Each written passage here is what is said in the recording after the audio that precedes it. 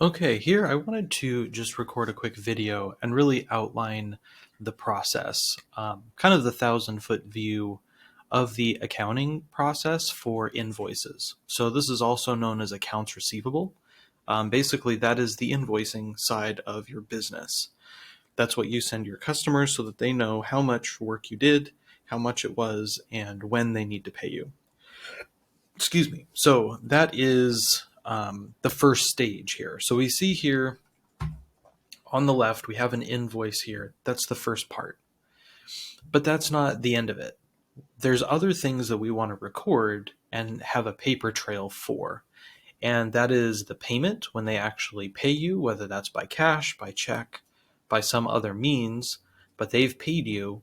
And then there's actually when it gets to your bank account.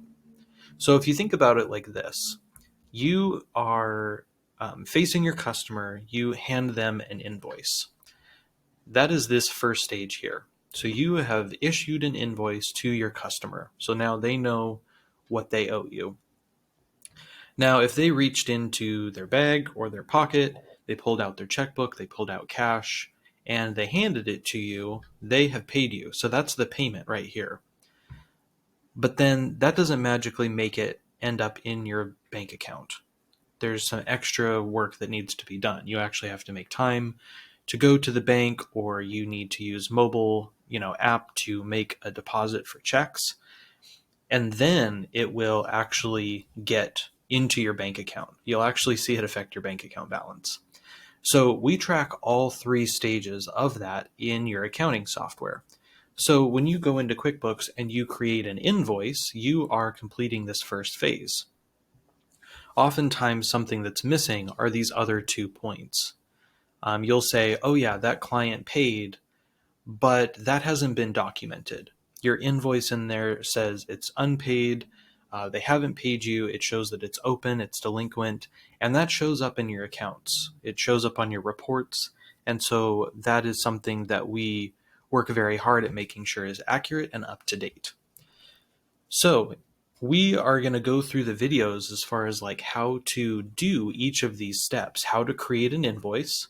We're even going to go a little bit before that and do an estimate, which is a version of this invoice that you're not actually saying that anybody owes you anything. You're just saying, hey, this is how much of the job would be.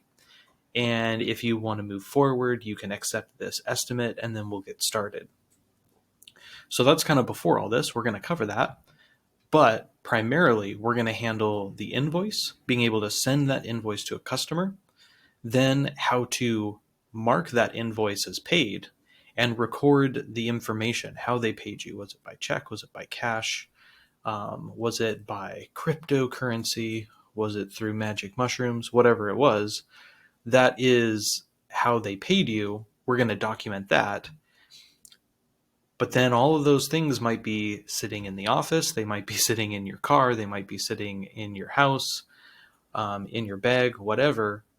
But now we're going to document how do we get this into the bank account. So that's a 3-step process, but all 3 are very important.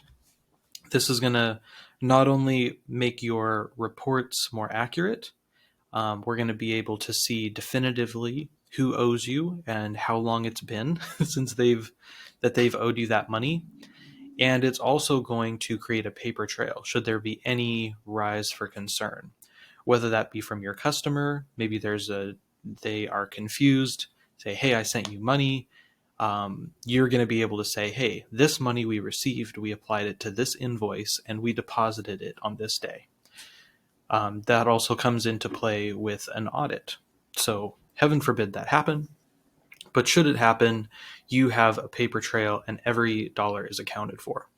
So that's why we do what we do, and we want to make sure that things are solid for you. But I wanted to give you kind of this brief 1,000-foot view of how this process works so that you can work in line with it, and we're all working together as a team.